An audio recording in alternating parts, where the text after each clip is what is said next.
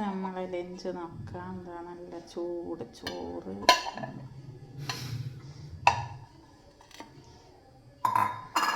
ഒരു ശ്രമം നടത്തിയതാണ് പാളിപ്പോയി. പിന്നെ അത് നമ്മൾ നാടൻ കുഴക്കാണ്. നാടൻ കുഴക്കൊക്കെ ഭയങ്കര ടേസ്റ്റ്. പിന്നെ നല്ല അടിപൊളി മീൻ കറിയാണ്. അതിലുണ്ട് വേറെന്തോ ഒരു മീനുണ്ട്, പേരറിയില്ല. മീനിൻ്റെ ഒരു തലയും